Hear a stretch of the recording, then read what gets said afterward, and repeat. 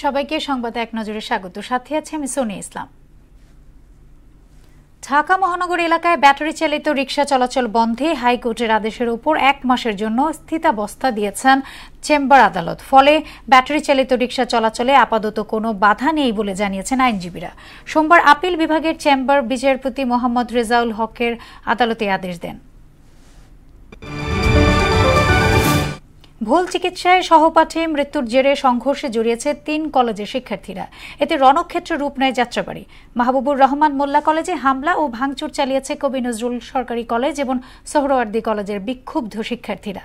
হামলায় দুপক্ষের সংঘর্ষের ইতোমধ্যে অর্ধশতাধিক আহত হয়েছেন। ৫,৯১৫ কোটি টাকা ব্যয়ের 5টি প্রকল্প অনুমোদন দিয়েছে একনেক। এর মধ্যে সরকারি অর্থায়ন ১,০৯৫ কোটি ৯৪ লাখ টাকা, বৈদেশিক অর্থায়ন ৪,৭৮৭ কোটি এবং সংস্থার নিজস্ব অর্থায়ন ৩২ কোটি ৫৫ লাখ টাকা। প্রধান উপদেষ্টা ডক্টর মোহাম্মদ ইউনূসের সভাপতিত্বে অনুষ্ঠিত সভায় এই অনুমোদন দেয়া হয়। নির্বাচনের সুনির্দিষ্ট দিনক্ষণ বলার সময় এখনও আসেনি বলে জানিয়েছেন নির্বাচন কমিশনের অবসরপ্রাপ্ত ব্রিগেডিয়ার জেনারেল আবুল ফজল মোহাম্মদ সানাউল্লাহ। সোমবার আগারগাঁওয়ের নির্বাচন ভবনে গণমাধ্যম কর্মীদের সঙ্গে আলাপকালে একথা জানান তিনি।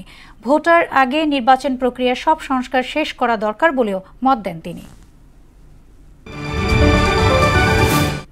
সংস্কার কার্যক্রমে অন্তর্বর্তীকালীন সরকারের সঙ্গে বিএনপির কোনো মত পার্থক্য নেই বলে জানিয়েছেন বিএনপির ভারপ্রাপ্ত চেয়ারম্যান তারেক রহমান। তবে দ্রব্যমূল্য ঠিক করতে না পারলে কোনো উদ্যোগই কাজে আসবে না।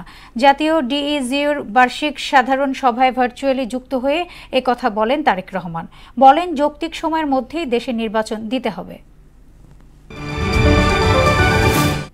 চলমান ইসরায়েলি হামলায় ফিলিস্তিনের গাজা ভূখণ্ডে গত ২৪ ঘণ্টায় আরও ৩৫ ফিলিস্তিনি নিহত হয়েছে।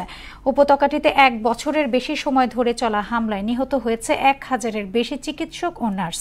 অন্যদিকে ইসরায়েলি ভূখণ্ডে ৩ শতাধিক ক্ষেপণাস্ত্র হামলা চালিয়ে ইসরায়েলি সেনাদের পিছু হটতে বাধ্য করেছে সশস্ত্র গোষ্ঠী হিজবুল্লাহ। পাড়া মহল্লা কিংবা দেশের কোনো ঘরোয়া লিগে নয়, রীতিমতো আন্তর্জাতিক ক্রিকেটে মাত্র ৭ রানে অল আউট হয়েছে একটি দল। অবিশ্বাস্য এই ঘটনা ঘটেছে নাইজেরিয়া আইভরি কোস্ট ম্যাচে।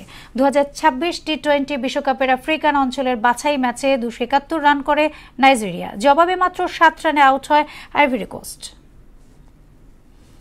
এই ছিল সংবাদ এক নজরে। সবশেষ খবর সবার আগে জানতে মোহনার সাথেই থাকুন।